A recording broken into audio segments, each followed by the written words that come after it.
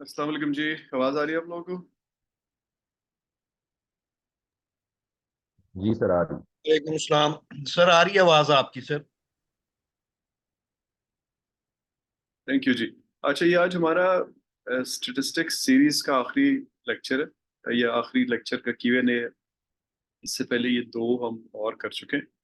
तो हमने शुरू किया था इंट्रोडक्शन टू स्टैटिस्टिक्स से, जिसमें हमने शुरू यहाँ से किया था कि दो ऑपोजिट व्यूज हैं स्टैटिस्टिक्स के बारे में। एक यहाँ आपके सामने लिखा हुआ है कार्ल पियर्सन, जो कि ये 1800 वाली सदी के बड़े मशहूर यूजेनिस्ट हैं। ये बायो स्टैटिस्टिशियन थे वगैरह वगैरह। और he is credited with the honour of starting statistics, यानी ये साइंस इन्होंने शुरू की थी। और दूसरे प्लाटो हैं, अफलातून। तो ये पहले कार्ल पियर्सन की कोट है कि the record of one months roulette played at Monte Carlo can afford us material for discussing the foundations of knowledge। तो ये इतना हाईली रेट करता है स्टेटिस्टिक्स को कि ये कहता है कि अगर आपको एक महीने का रिकॉर्ड मिल जाए किसी जुआ खाने पे रूलेट खेलने वालों का, कि किसी कौन से का क्या नंबर आया और फिर उसको क्या मिला, तो आप उससे पूरी दुनिया की नॉलेज को समझ सकते हैं। और दूसरी तरफ प्लाटो है, फेदो, इनकी बड़ी मशहूर किताब है। इसमें कहते हैं कि I know too well these arguments from probabilities are impostors. यानी प्रोबेबिलिटीज के बेस पे जब आप आर्गुमेंट करते हैं तो ये इम्पोस्टर्स होते हैं। And unless great caution is observed in the use of them, they are apt to be deceptive. तो ये ऐसा नहीं है कि बाय नेचर स्टैट्स एक तरह या दूसरी तरह है, बल्कि ये दोनों बातें इस चीज को शो कर रही है कि अगर आप स्टैट्स को केयरफुली यूज नहीं करेंगे और समझ के यूज नहीं करेंगे तो ना सिर्फ वो आपके लिए बेकार होंगी, बल्कि वो आपके लिए उल्टा नुकसान कर सकती है। और लेकिन अगर आप उनको सही यूज करेंगे तो आप नॉलेज की फंडामेंटल नेचर को समझ सकते हैं। तो इसी चीज को आज हमने ये फिर बहुत सारी चीजों से हम गुजरे। पहले स्टेटिस्टिक्स को समझा, फिर डिस्ट्रीब्यूशंस को, फिर नॉर्मल को, जी को, और फिर सेकंड में हमने हाइपोथेसिस टेस्टिंग पे फोकस किया। फिर जो हमारा लास्ट लेक्चर था उसमें हमने अल्फा लेवल्स पे ज्यादा तवज्जो दी प्रोबेबिलिटी के साथ। तो हमने एक चीटिंग की स्टडी को डिस्कस किया कि बच्चे चीटिंग कर रहे हैं, तो पता है इस चीज पे हम कहेंगे कि चीटिंग हो रही है कि नहीं हो रही, बॉल निकालने वाले केस में। उसमें हमने चाय स्क्वायर टेस्ट को समझा। अच्छा जी, आज हम बात करेंगे टाइप 1 और टाइप 2 एरर्स के। अल्फा लेवल्स के बारे में हमने बात की थी कि अल्फा लेवल ये चीज़ होती है कि आप फैसला करते हैं कि मैं वो कौन सा टाइम होगा जब मैं फैसला, जब मुझे लगेगा कि नल हाइपोथेसिस जो है अब उसको रिजेक्ट करना पड़ेगा। जैसे हमने एग्जांपल ये दी थी कि फर्ज करें आपका कोई दोस्त है, वो कहता है कि मैं कॉइन टॉस करती हूँ, ये करता हूँ, तो उसमें से हमेशा ठीक मैं प्रिडिक्ट करता हूँ। यानी एक बार कॉइन फेंका और कहा कि हेड है या टेल है, अगर वो ठीक हो गया फिर दूसरी बार, और करते करते 10 बार भी या 20 50 100 बार भी अगर मैं करूँ तो ज्यादातर ठीक जवाब आता है। जो मैं बोलता हूँ या बोलती हूँ वही होता है। तो सवाल ये था कि वो कौन से टाइम हो गया, 17 में से 20 ठीक होना, 15, 20 में से 17 ठीक होना, 20 में से 15 ठीक होना। हम किस वक्त कहेंगे कि हाँ तुम ठीक कह रहे हो, तुम बिल्कुल, तुम्हारे अंदर कोई प्रॉफिटिक एबिलिटीज हैं, तुम ठीक जवाब देती हो। तो हम किस, वो कौन सा टाइम होगा जब हम इस नल हाइपोथेसिस को रिजेक्ट करेंगे कि नहीं ये ठीक जवाब नहीं देती। तो 10 पे होगा, 12 पे होगा, 15 पे होगा, 16 पे होगा। तो वो जो लेवल आप रिसर्च में डिसाइड करते हैं उसको हम कहते हैं अल्फा लेवल, यानी कि the basis for rejecting the null hypothesis. तो अब इसमें प्रॉब्लम ये होता है कि जब इवन जब बिल्कुल परफेक्टली एग्जीक्यूटेड स्टडीज होती हैं जिसमें कोई फ्लॉ नहीं होता, इस चीज़ का चांस होता है कि जो आपको रिजल्ट मिला वो बाय चांस मिला। क्योंकि हमने पिछले सीरीज में जो हमारा वेरिएबल्स का सीरीज थी उसमें डिस्कस किया था कि अ, जो किसी भी आउटकम ऑफ कंसर्न के पीछे इंडिपेंडेंट वेरिएबल्स होते हैं, वो उनमें चेंजेस मुख्तलिफ रीजंस की वजह से होती हैं। आप 2 4 6 8 वेरिएबल्स को तो समझ सकते हैं, लेकिन बहुत सारे वेरिएबल्स जो बाय नेचर इन्वायरमेंटल होते हैं उनको ना आप समझ सकते हैं और ना आप समझना चाहते हैं, क्योंकि उनको समझने की कॉस्ट ही बहुत ज़्यादा होती है। इवन अगर आपको पता भी चल जाए कि वो है तो उनको समझना बहुत कॉस्टली होता है, और इवन अगर आप वो कॉस्ट दे के समझ लें भी तो उनका इम्पैक्ट बहुत छोटा होता है। 100% अगर इम्पैक्ट है तमाम वेरिएबल्स का तो उनका 1% से भी कम होता है। लेकिन प्रॉब्लम ये होती है कि उनकी नेचर रैंडम होती है, वो कभी भी अकर हो सकते हैं, और उनका इस सेंस में इम्पैक्ट ज़्यादा हो गया है कि वो अगर हो गए तो फिर वो आपकी स्टडी पे बहुत असर डाल सकते हैं। जैसा फॉर एग्जांपल किसी ऐसी जगह पे आपका एक्सीडेंट हो जाना, जो एक्सीडेंट होने का कोई चांस नहीं होता, जैसे जहाज का गिर जाना, हमने बात की थी पीआईए के रिकॉर्ड की। तो अब होता क्या है कि कभी कभी आप नल हाइपोथेसिस को इनकरेक्टली रिजेक्ट कर देते हैं जब असल में वो करेक्ट होती है। यानी आपकी दोस्त ने क्लेम किया वो वाकई पैगंबराना सलाहियतें हैं उसमें, लेकिन आपने कहा कि नहीं, तुम्हारी तो सिर्फ 14 में से 20 बातें ठीक हुई हैं, तो मैं तुम्हारे नल हाइपोथेसिस को रिजेक्ट करता हूँ। क्यों? क्योंकि ये बड़ा सीरियस इशू है, तुम तो पैगंबरी की बात कर रही हो, तो इसमें तो मैं कम अज कम चाहूंगा कि तुम 19 में से 20 ठीक करो। तो इनफैक्ट क्या था कि बाय चांस आपकी 6 रीडिंग्स ऐसी आई जो कि नहीं आनी चाहिए थी, और उसकी बेसिस पे आपने एक ऐसी चीज को रिजेक्ट कर दिया जो बाय नेचर ठीक है। इसको हम कहते हैं टाइप 1 एरर, यानी incorrectly rejecting the null hypothesis. अब जो पी वैल्यू होती है किसी भी एक्सपेरिमेंट में, वो हमें बताती है कि how likely it is that we would have obtained the results like ours even if nothing but dumb luck were operating in our study. यानी पी वैल्यू आपको ये बताती है कि कितना चांस है ये मेरे रिजल्ट आने का, यानी 14 में से 20 आने का, सॉरी 20 में से 14 आने का या 15 आने का, अगर सिर्फ डम लक चल रही होती, यानी तुक्के चल रहे, और वो मेरी दोस्त ठीक नहीं कह रही, तो कितना चांस है कि ये रिजल्ट 20 में से 14 बार वो ठीक कह देगी। मैं दोबारा रिपीट कर रहा हूँ कि कितना चांस है कि मेरी फ्रेंड तुक्के मार रही है अगर रिजल्ट है 14 आउट ऑफ 20। तो इस चीज को हम पी वैल्यू कहते हैं। यानी अगर मैं पी वैल्यू 0.5 इस्टेब्लिश होती है मेरी 0.05, तो इसका मतलब है कि 5% चांस है कि अगर 14 दफा उसने ठीक कह दिया 20 में से, तो वो तुक्के मार रही है। 5% चांस है अगर पी वैल्यू मैंने 0.05 रखी। अब रिमेंबर कि अल्फा लेवल और पी वैल्यू में फर्क होता है। अल्फा लेवल वो लेवल होता है जो आप सेट करते हैं। मैंने कहा था ना कि बहुत ही सेंसिटिव स्टडी है, मैं तो 99% से नीचे आऊंगा ही नहीं। इसको कहते हैं अल्फा लेवल। और पी वैल्यू फिर आप टेबल से कैलकुलेट करते हैं। पी वैल्यू ये 0.99 रख के आप फिर टेबल से कैलकुलेट करते हैं, चाहे आप पी जिस तरह पी टेबल्स, टी टेबल्स, चाहे स्क्वायर टेबल्स होते हैं बहुत सारे, तो वहां से आप कैलकुलेट करते हैं। तो फिर बेसिकली हुआ क्या कि the likelihood of making type 1 error is a direct function of where we set our alpha level. आप जितना टाइट करते जाएंगे अपनी स्टडी को कि नहीं मैं तो नहीं मानूंगा, उतना टाइप 1 एरर करने की लाइकलीहुड बढ़ती जाएगी।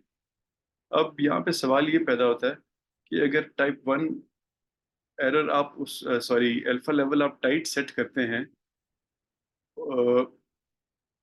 और उससे ये ये होता है कि भाई अब गलत बात तो कोई कह ही नहीं सकेगा, कोई तुक्के तो मेरी कोई दोस्त मार ही नहीं सकेगी, क्योंकि मैंने टाइप 1 अल्फा लेवल बहुत टाइट सेट किया हुआ है। तो क्यों फिर मैं हर चीज का टाइट सेट नहीं करता? उसकी वजह यह है कि जब आप टाइप 1 एरर से बचने की कोशिश करते हैं, टाइप 1 एरर से बचने की कोशिश करते हैं, तो टाइप 2 एरर कर जाते हैं। टाइप 2 एरर जो है वो it is the opposite of type 1 error. वो ये कहता है कि we fail to reject an incorrect null hypothesis. यानी पहले ये था, टाइप 2 को देखिएगा, यहाँ लिखा हुआ है we reject the null hypothesis, जब वो असल में ठीक है। टाइप 2 में है we fail to reject null hypothesis, जब असल में वो गलती थी, यानी वो गलत कह रही थी मेरी दोस्त, वो उसके पास कोई एबिलिटीज नहीं है। लेकिन मैंने नल को एक्सेप्ट रिजेक्ट कर दिया, मैंने कहा नहीं तुम्हारे अंदर एबिलिटीज हैं, असल में नहीं है, मैंने एक्सेप्ट कर लिया, इसको कहते हैं टाइप 2 एरर। तो आप फिर एक बीच में आने की कोशिश करते हैं कि ना आप टाइप 1 एरर करें और ना टाइप 2 एरर करें। तो इसमें फिर हुआ क्या है कि over the years, over the decade, बल्कि ओवर द सेंचुरीज, लोगों ने अल्फा लेवल मुख्तलिफ सेट किए, मुख्तलिफ एक्सपेरिमेंट्स किए, उनसे देखा कि ना बाद में पता चल जाता है ना, आज नहीं तो साल 2 साल बाद पता चल जाएगा, जैसे मेडिसिन में होता है कि आप कहते हैं कि ये फलानी ड्रग काम करती है कि नहीं, एक तरफ कंट्रोल ग्रुप रखते हैं, एक तरफ एक्सपेरिमेंट ग्रुप रखते हैं, और उन दोनों का फर्क देख के कहते हैं कि मेडिसिन काम करती है। तो आज तो आपने टाइप 1 एरर या टाइप 2 एरर कर दिया, लेकिन 5 6 7 8 साल बाद जब एक्चुअली लोगों की हेल्थ पे पता लगता है, डेथ्स होती हैं, तो आपको पता चल जाता है कि आपने नल हाइपोथेसिस ठीक रिजेक्ट की थी या गलत रिजेक्ट की थी। तो फिर ये सब कर करके सीख सीख के साइंटिस्ट ने फैसला किया है कि 0.05 जो है, it is the reasonable level for alpha setting for any experiment. अब अगेन मैं कह रहा हूँ कि ये बहुत ही सीरियस एक्सपेरिमेंट्स में ऐसा नहीं करना सर, ये नहीं हो सकता। आप जहाज़ों के गिरने के स्टैट्स लेते हुए या लोगों को कैंसर की मेडिसिन के स्टैट्स, लोगों को मेडिसिन देते हुए 0.05 नहीं रख सकते, क्योंकि उसमें रिस्क बहुत ज़्यादा होता है। लेकिन जनरल एक्सपेरिमेंट्स में, स्पेशली मैनेजमेंट के एक्सपेरिमेंट्स में, 0.05 is a reasonable alpha level. और अगर आपने ये नीचे वाला भी गौर से देखिएगा, यहाँ लिखा हुआ है, and of course if we want to be a little more cautious, यानी आप कहते हैं 5% छोड़ा नहीं, इतना ज़्यादा तो नहीं छोड़ना चाहिए, तो आप अल्फा लेवल नहीं बढ़ाते, बल्कि आप स्टडी को रेप्लिकेट कर लेते हैं, यानी उन्हीं सेटिंग्स के साथ अल्फा लेवल 0.05 के साथ वो स्टडी एक बार फिर कर लेते हैं।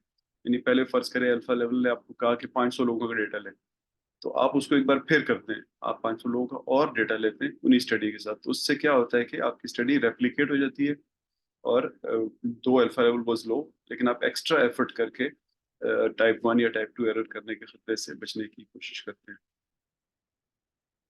अच्छा, यहाँ पे एक इंपॉर्टेंट चीज़ है जिसको कहते हैं इफेक्ट साइज। अब होता क्या है कि जो स्टेटिस्टिकल सिग्निफिकेंस होती है ना, जो पीछे हमने अल्फा लेवल्स की बात की, इसको कहते हैं स्टेटिस्टिकल सिग्निफिकेंस। इस ये दो चीज़ों की वजह से हो सकती है। एक सैंपल साइज, यानी बार बार स्टडी रेप्लिकेट कर दी, सैंपल यानी ज़्यादा सैंपल ले लिया, और दूसरा जो है अफेक्ट साइज। इफेक्ट साइज क्या चीज़ होती है उसको हम यहाँ पे देख रहे हैं। Basically effect size quantifies the size of difference between two groups, यानी एक ग्रुप को हमने मेडिसिन दी, एक ग्रुप को मेडिसिन नहीं दी, और देखना चाह रहे हैं कि मेडिसिन काम करती है कि नहीं। अब ये इन दोनों ग्रुप्स में फर्क कितना होगा? फर्ज करें मेडिसिन इस नेचर की है कि वो आपकी हार्ट की ब्लॉकेज को 3% ठीक कर देती है, तो जो मेडिसिन में कंट्रोल ग्रुप होगा, यानी जिनको हम कुछ नहीं दे रहे होंगे, उनका कुछ नहीं ठीक होगा, और जो एक्सपेरिमेंट ग्रुप होगा उनकी 3% ठीक हो जाएगी। अब ये इफेक्ट साइज बहुत कम है, यानी दोनों ग्रुप्स का मीन जो है उनमें फासला बहुत कम है। ये आप 4 डायग्राम्स जो देख रहे हैं, इसमें ये लेफ्ट साइड पे ऊपर वाली डायग्राम की बात हो रही है। लेकिन फर्ज करें कोई ऐसी दवाई है जो कि 70% ठीक कर देती है, यानी कंट्रोल ग्रुप 70% बेहतर हो जाएगा, और जो सॉरी कंट्रोल ग्रुप कुछ भी नहीं होगा, जो एक्सपेरिमेंट ग्रुप है उसको 70% फर्क पड़ेगा। तो इसका मतलब है कि इसका इफेक्ट साइज बहुत ज्यादा है। और ये राइट साइड पे नीचे वाले ग्राफ की बात हो रही है, इस तरह बाकी दोनों इनके बीच की चीजें। तो डी देख लें तो एक तरफ 0.5 है, यानी इफेक्ट साइज बहुत छोटा है, और दूसरी तरफ D4 है, यानी इफेक्ट साइज बहुत बड़ा है। तो जो हमारी स्टेटिस्टिकल सिग्निफिकेंस है वो कॉन्फ्लेट करती है, यानी समझ नहीं आती कि ये पी वैल्यू की वजह से जो हमें सर्टेनिटी आई है, ये इफेक्ट साइज की वजह से आई है, यानी बाय नेचर ही वो चीज ऐसी थी कि बहुत ज्यादा फर्क शो कर रही थी, या हमने बहुत ज्यादा डेटा इकट्ठा करके ये फर्क समझ लिया है, हालांकि फर्क बहुत छोटा था। तो इस चीज को ऐसा हुआ है कि नहीं हुआ, इस ये समझने के लिए कोहेन्स डी एक डेटा होता है, एक फिगर होती है जिसको हम कैलकुलेट करते हैं। इसमें बेसिकली आप जो ट्रीटमेंट ग्रुप या एक्सपेरिमेंट ग्रुप होता है उसका स्टैंडर्ड डेविएशन का मीन लेते हैं, दूसरी तरफ कंट्रोल ग्रुप का मीन लेते हैं। कंट्रोल ग्रुप वाले को ट्रीटमेंट ग्रुप या एक्सपेरिमेंट ग्रुप से माइनस करते हैं और इन दोनों को डिवाइड कर देते हैं पूल्ड स्टैंडर्ड डेविएशन से। पूल्ड का मतलब कि दोनों की जमा हुई हुई स्टैंडर्ड डेविएशन। तो इससे जो फिगर आती है उसको कहते हैं कोहेंस डी। ये हमें बताती है कि इफेक्ट साइज कितना था, यानी बाय नेचर ये जिस चीज में हम एक्सपेरिमेंट कर रहे हैं ये बहुत फर्क इनका वाजे नजर आता है या नहीं आता। ये समझना इसलिए जरूरी होता है कि आपको समझ आए कि मुझे अननेसेसरीली बहुत ज्यादा सैंपल साइज नहीं इकट्ठा करना। अच्छा जी, फिर इसके साथ मेजरमेंट एरर भी होता है। मेजरमेंट एरर का मतलब होता है कि आप जिस टूल से मेजर कर रहे हैं उसके अंदर दो किस्म के एरर हो सकते हैं। एक सिस्टमेटिक एरर होता है, यानी आपका टूल ही खराब है, वर्नियर कैलिपर एडजस्टेड नहीं है। आप जिस भी टूल से मेजर कर रहे हैं, फॉर एग्जांपल आप लोगों के ब्लड को पहले अलग अलग करते हैं, प्लाज्मा और सेल्स उसके, फिर प्लाज्मा के अंदर से कोई वैल्यू रीड कर रहे हैं और जो आपकी रीडिंग मशीन है वो ठीक नहीं है। इसको कहते हैं सिस्टमेटिक एरर। हमारे मैनेजमेंट की रिसर्च के केस में ये क्वेश्चनेयर्स होते हैं जो हम लोगों से सवाल पूछते हैं, तो उन वो ही गलत हो तो उसको सिस्टमेटिक एरर कहते हैं। और कुछ रैंडम एरर होते हैं, आपने सवाल पूछा और वो जो बंदा है वो वैसे ही टिक किए जा रहा है, पढ़ भी नहीं रहा क्या चीज़ है, ये रैंडम एरर है, ऐसा बंदा आपको मिल सकता है। तो अ, फिर आप करते क्या है इन दोनों चीज़ों से बचने के लिए कि स्मॉल इफेक्ट को डिटेक्ट करने के लिए आप विद इन सब्जेक्ट स्टडीज बार बार करते हैं, यानी आप उन्हीं लोगों से 2 बार 3 बार 4 बार पूछते हैं। इसको हम मैनेजमेंट की जुबान में रिपीटेबिलिटी कहते हैं कि मैंने एक ही स्टडी दोबारा की है। अगर आप एक ही बंदे से 6 बार एक ही बात पूछे, महीने बाद हफ्ते बाद यानी हफ्ते हफ्ते का गैप देके, और वो एक ही जवाब कह रहा हो, तो इसको मैनेजमेंट के जुबान में कहते हैं रिपीटेबल स्टडी है। और इस चीज को कि उसने एक ही जवाब दिया उसको हम कहते हैं रिलायबिलिटी है इसके अंदर, यानी रिलायबल स्टडी है। तो अपने मेजरमेंट एरर से बचने के लिए पहले तो कोशिश करना होता है कि आपका टूल ठीक हो, लेकिन ऑब्वियसली मैनेजमेंट के केस में टूल को परफेक्ट करना बहुत मुश्किल होता है क्योंकि हम इंसानों की स्टडी कर रहे हैं। तो आप फिर अपना सब्जेक्ट्स को 2 2 3 3 4 4 बार पूछते हैं, बात थोड़े थोड़े पर टाइम के फर्क से, और इस चीज को आप एज प्रूफ इस्तेमाल करते हैं कि मेरी स्टडी रिलायबल थी। Measurement error and significance testing, यानी आपकी सिग्निफिकेंस टेस्टिंग हम अल्फा लेवल्स को या पी लेवल्स को कह रहे हैं, हाइपोथेसिस टेस्टिंग को जो हमने पीछे इतनी बात की। तो बिटवीन सब्जेक्ट्स और विद इन सब्जेक्ट्स दो अलग तरह के डिजाइन होते हैं। बिटवीन सब्जेक्ट का मतलब होता है कि आप मुख्तलिफ level of treatments different groups को दे रहे हैं। मेडिकल की टर्म में बात करें तो 3 3 4 4 10 या 10 10 20 20 लोगों के अलग अलग ग्रुप हैं, और आप एक खास सेटिंग की दवाई उनको दे रहे हैं, 2% 4% जो भी। मैनेजमेंट में केस में इसका मतलब है कि आपने एक ही क्वेश्चनेयर बना लिया है, और अब आप मुख्तलिफ यूनिवर्सिटीज में, फर्ज करें आप यूनिवर्सिटी के बारे में रिसर्च करना चाहते हैं तो 15 यूनिवर्सिटीज में आपने बांट दिया। इसको कहते हैं between subject design. With in subject का मतलब होता है कि बंदा वही है और आप मुख्तलिफ लेवल्स पे उसको रिसर्च कर रहे हैं, यानी एक ही बंदे को पहले थोड़ी कंसंट्रेशन की दवाई, फिर दूसरी कंसंट्रेशन की दवाई, फिर तीसरे की, एंड सो ऑन। एक ही यूनिवर्सिटी है और उसमें मुख्तलिफ तरीकों से एक ही बात को पूछ रहे हैं आप, जैसे हम केस स्टडीज में करते हैं, जैसे हम ओपन एंडेड क्वेश्चंस में करते हैं। तो ये दो अलग किस्म के अप्रोचेज होती है, एक को कहते हैं बिटवीन सब्जेक्ट, एक को कहते हैं with in subject. Between subject normally बड़ी क्वांटिटेटिव स्टडीज होती हैं, विद इन सब्जेक्ट जो है, मैनेजमेंट के केस में बात कर रहा हूँ, और विद इन सब्जेक्ट जो है ये क्वालिटेटिव स्टडीज होती हैं। तो आप मेजरमेंट एरर को इस तरह से भी ठीक कर सकते हैं।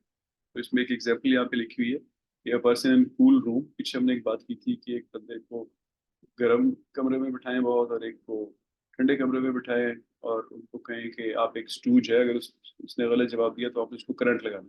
इसको नहीं पता स्टूज है, ये समझता है कि एक्चुअल इंसान है, और ये करंट लगाता है तो आगे से चीख की आवाज़ भी आती है। तो जब भी वो गलत जवाब देता है आप उसको कहते हैं इसने गलत जवाब दिया, इसको सजा दो। तो अगर वो गर्म कमरे में बैठा होगा तो वो जोर का करंट लगाएगा, ज्यादा वोल्ट्स का करंट लगाएगा। ठंडे कमरे में, एसी कमरे में बैठा हुआ है, साथ चाय कॉफी पी रहा है, we feel good about things, और वो थोड़ा करंट लगाएगा। तो अब यहाँ पे ये कह रहे हैं कि जो एग्रेसिव नेचर का बंदा है वो कूल रूम में भी ज्यादा लगाएगा, लेकिन अगर कूल रूम से उसको हॉट रूम में ले गया तो वो और ज्यादा लगाएगा। यानी सिग्निफिकेंस टेस्टिंग का इन्वायरमेंट के साथ इस तरह का एक स्ट्रॉन्ग ताल्लुक है, तो वहाँ पे फिर आप ये फैसला करना होता है कि बिटवीन सब्जेक्ट डिज़ाइन यूज़ करें या within subject design use करें। तो इंक्रीजिंग सैंपल साइज बेसिकली कहने का मतलब ये है, increasing sample size can detect a real effect. आपकी मदद हो सकती है कि इफेक्ट अगर है तो सैंपल साइज बढ़ाने से आपको समझ आ जाएगा। यहाँ पे कुछ एग्जांपल्स लिखी हुई है।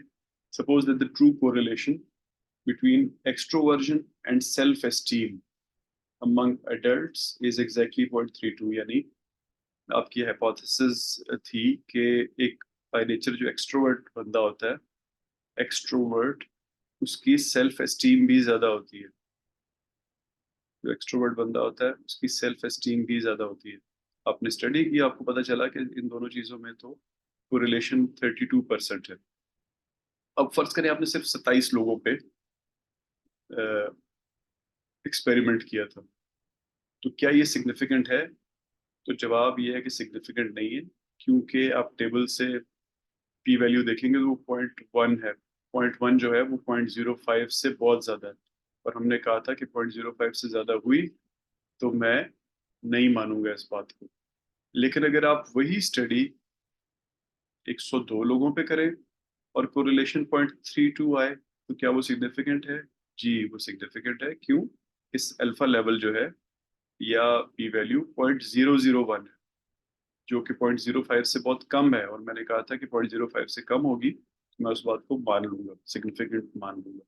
तो सैंपल साइज जो है वो बहुत इंपॉर्टेंट होता है सिग्निफिकेंट टेस्टिंग में, और आपको इफेक्ट डिटेक्ट करने की एबिलिटी देता है। तो अगर आप, फिर हम अपने ओरिजिनल सवाल पे जाएं, तो will you be more impressed कि अगर आपकी दोस्त ने 10 में से 7 सही दफा कॉइन टॉस को प्रिडिक्ट किया, या 1000 में से 700 दफा? तो जवाब ये है कि इन दोनों का रेशो एक ही है, दोनों 70% है, लेकिन मैं 1000 में से 700 पे ज्यादा इम्प्रेस होऊंगा, क्योंकि वहां पे पी वैल्यू बहुत कम मिलेगी मुझे। अच्छा जी, आखिरी चीज सिग्निफिकेंस टेस्टिंग के बारे में कि वेरिएबिलिटी ऑफ द वेरिएबल्स, यानी जो आपने वेरिएबल्स टेस्ट किए वो बाय नेचर कितने वेरिएबल हैं। यानी वैसे तो हम उनको वेरिएबल ही कह रहे हैं, हर चीज वेरिएबल ही होती है जिनको हम एक्सपेरिमेंट्स में टेस्ट कर रहे होते हैं, लेकिन वो बाय नेचर कितने वेरिएबल है? कहीं उसमें हर सेकंड बाद वेरिएशन आती है, या हर साल बाद, या हर सदी बाद वेरिएशन आती है। तो उनकी वेरिएबिलिटी जो है वो भी आपको अफेक्ट करती है कि आप ट्रू इफेक्ट को समझ सकेंगे कि नहीं समझ सकेंगे। तो जब भी आपको चॉइस मिले डायरेक्टली डिटेक्ट करने की किसी चीज को, तो हमेशा डायरेक्टली डिटेक्ट करने की कोशिश किया करें। जैसे फॉर एग्जांपल यहाँ सेल्फ एस्टीम के बारे में आपका जो प्रोफेशनल डेफिनेशन सेल्फ एस्टीम की आपने जो भी की, तो आपको दो तरह के टेस्ट की पॉसिबिलिटीज मिली। एक ये कि आप ये देखें कि कौन बंदा है जो अपने बारे में फीडबैक पढ़ता रहता है। एक पोस्ट लगाई और देखना शुरू कर दिया कि कितने लोगों ने सीन किया, कितने लोगों ने लाइक किया, कितने मिनट लगाता है वो। क्या इससे सेल्फ एस्टीम ज्यादा समझ आती है? या median split on self esteem and comparing high and low groups, यानी आपने 100 लोगों की सेल्फ एस्टीम के बारे में डेटा इकट्ठा किया, एक ग्रुप को आपने फैसला किया लो है 3 से नीचे वाले, और एक को फैसला किया हाई है 8 से ऊपर वाले, और इन दोनों के मीडियंस को स्टडी करने की कोशिश की। तो इनमें से कौन सा एक्सपेरिमेंट स्ट्रांग है? फिलहाल मैं आपको इसका जवाब नहीं दे रहा, ये really depends on the nature of your study, लेकिन इनमें से कोई एक आपको लगेगा कि नहीं इससे बात सही पता चल रही है, और एक से लगेगा कि नहीं इससे सही पता नहीं चल रही। इसी तरह आप दो लोग एक दूसरे से प्यार करते हैं कि नहीं, पार्टनर्स, तो पहला सवाल ये है how much do you like your partner, 1 to 10 scale पे जवाब दें। कोई 1 लिखेगा, कोई 10 लिखेगा। तो ये स्टडी ज्यादा पावरफुल है, या did you like your partner, आपको अपना पार्टनर पसंद है या नहीं, और यस या नो में जवाब दें। ये स्टडी ज्यादा पावरफुल है। तो ये आपने फैसला करना है कि मेरे पास मुख्तलिफ तरीके हैं एक ही चीज को मेजर करने के, इनमें से ज्यादा पावरफुल या इन अदर वर्ड ज्यादा डायरेक्ट कौन सी है।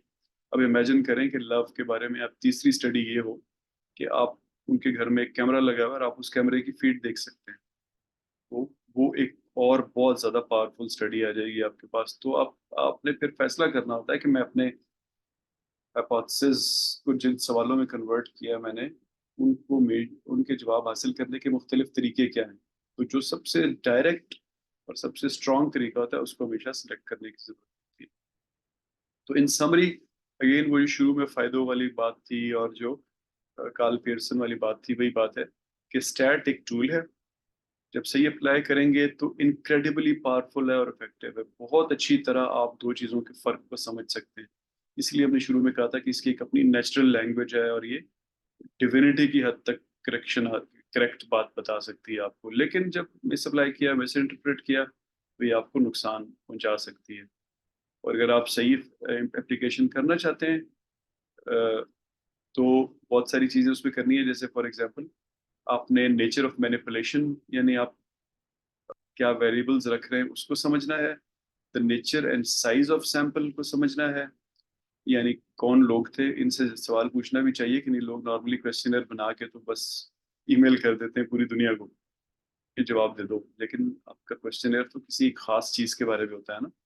अब एक बंदे को आपने कह दिया कि बताएं बच्चों की स्कूल में तालीम कैसे हो रही है, उसके बच्चे पढ़ पढ़ के कोई 20 साल पहले फारिग हो गया, तो बेकार बंदा, बेकार आपने चूज किया रिस्पॉन्डेंट, वो आपकी स्टडी को उल्टा खराब करेगा। लेकिन अगर वो ऐसे माँ बाप हैं जिनके बच्चे अभी स्कूल में पढ़ रहे हैं, तो वो सही जवाब देगा।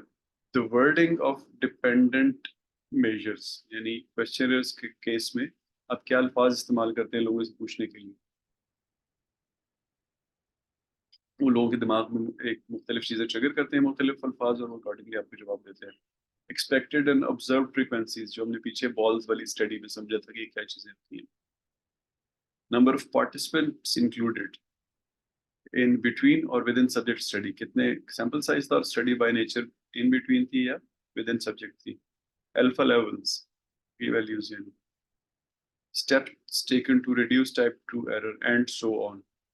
तो मुख्तलिफ चीज़ों पे आपने गौर करना होता है, तब आप स्टैट्स का मुकम्मल फ़ायदा उठा सकते हैं। वरना ज़्यादातर जो स्टडीज़ कर रहे होते हैं, स्पेशली जिनमें क्वेश्चनर्स को रैंडमली और इनडिस्क्रिमिनेशन के साथ अपलोड कर देते हैं, वो हमें सही जवाब नहीं देती बल्कि उल्टा मिसलीड करती हैं। और ये जो चीज़ें लिखी हुई हैं, जब आप इनको इंश्योर नहीं करते तो आपकी स्टडी पब्लिश भी नहीं होती, क्योंकि एक प्रोफेसर को, एक रिव्यूअर को, एक स्कॉलर को क्लियरली पता लग जाता है कि ये तो वैसे ही अटकल बिचू चल रहा है, यहाँ पे कोई थॉटफुल स्टडी नहीं हुई। तो यहाँ पे कुछ ऑल्टरनेटिव पर्सपेक्टिव्स हैं, इनको वीडियो में डिस्कस किया हुआ है। ये पीएचडी स्टूडेंट्स के लिए थे, तो आप लोगों को जनरली इसकी ज़रूरत नहीं है। लेकिन जो पीएचडी कर रहे हैं, जो अ, करना चाहते हैं, तो वो इनको ज़रूर पढ़िएगा, ये वीडियोस देखिएगा, और इट शुड हेल्प यू। ये कुछ स्टेटिस्टिकल टेस्ट हैं जिनके नाम लिखे हुए हैं। हम स्टैट्स में प्रैक्टिकली बहुत आगे नहीं जाएंगे इस कोर्स में, क्योंकि स्टैट्स का कोर्स नहीं है, क्वांटिटेटिव क्वालिटेटिव का कोर्स नहीं है। This is research methodology course. तो हमने मीन मीडियम मोड को इस लेक्चर में डिस्कस किया था, स्टैंडर्ड डेविएशन को समझा था क्या चीज़ है, वेरिएंस को समझा था, चाय स्क्वायर को समझा था। बाकी किसी चीज़ के बारे में हमने बात नहीं की।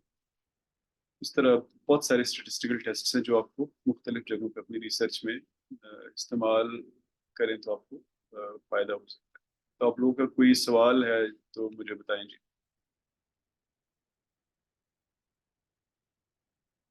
हमारे पास 7:30 मिनट है।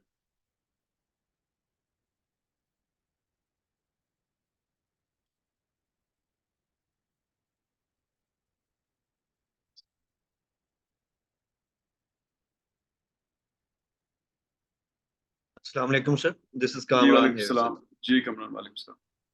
सर ये जो ये काफी डिफिकल्ट सब्जेक्ट है टू अब्सॉर्ब विद या टू कूप विद। इसके हाँ साथ सर बिल्कुल बिल्कुल ऐसे। कोई रीडिंग की कोई सर ऐसी हो कि जिसके साथ हम जरा उसको थोड़ा सा स्टडी करके तो हम इसको अपनी अंडरस्टैंडिंग को बेहतर कर लें। अच्छा, इसमें ना अब अभी इससे पहले तक हम जो चीज़ पढ़ते आए थे ना, इस पर्टिकुलर लेक्चर से पहले तक, वो उसमें मैं आपको साथ साथ छोटी छोटी रीडिंग्स भी दे रहा था। और हमारे पास मैंने आपको शुरू में 4 बुक्स भी सजेस्ट की थी, जिनकी सॉफ्ट कॉपीज भी मैंने आपको बताया था कि मैंने उस पर रखी थी। गूगल ड्राइव पे आप में से कुछ लोगों ने ले ली होगी, वैसे भी इंटरनेट पे अवेलेबल। तो वो प्योरली रिसर्च मेथोडोलॉजी के पार्ट थे। नॉर्मली स्टैट्स जो है वो एक अलग सब्जेक्ट है और रिसर्च मेथोडोलॉजी के एंड पे इस्तेमाल होता है, लेकिन रिसर्च मेथोडोलॉजी की बुक्स में नहीं होता। तो इसलिए मैंने इसके बारे में ज्यादा आपको इसलिए नहीं बताया कि ये बाय नेचर इस सब्जेक्ट का पार्ट नहीं है, लेकिन इसकी एप्लीकेशन मैंने आपको आज बताई है या इस सीरीज ऑफ लेक्चर्स में बताई है। तो इसके लिए कोई भी स्टैट्स की बुक आप ले लेकिन स्टैंडर्ड बुक मैं भी आपको शेयर कर दूंगा अगर आप कहेंगे। लेकिन ये चीजें जो होती है ना, ये इस तरह एक्चुअली छोटी रीडिंग से समझ आती नहीं है, ये बड़ी कॉम्प्लेक्स चीजें होती हैं। तो ये प्रैक्टिकली अच्छी रिसर्च करके ही पहली बार समझ आती हैं। बहरहाल एनीवे, अगर आप कहते हैं तो मैं कहीं ना कहीं से कोई टेक्स्ट ढूंढ के भी आपसे शेयर कर लूँ। Grateful sir, thank you sir. ठीक है जी, थैंक यू एवरीबडी। क्या कहते हैं, there being no further questions, the meeting is dismissed. तो इंशाल्लाह आज का लेक्चर मैं अपलोड कर दूंगा। हमारे पास सब एक या दो लेक्चर रह गए, उसके बाद हम लोग सिर्फ आपकी थीसिस, एमएस थीसिस पे बात करेंगे। उसके लिए भी हमें एक या दो लेक्चर चाहिए। तो ओवरऑल हमें we are left with 3 to 4 sessions इंशाल्लाह। Thank you ji. Thank you sir. Thank you Thank you, Sir, sir. thank you very much.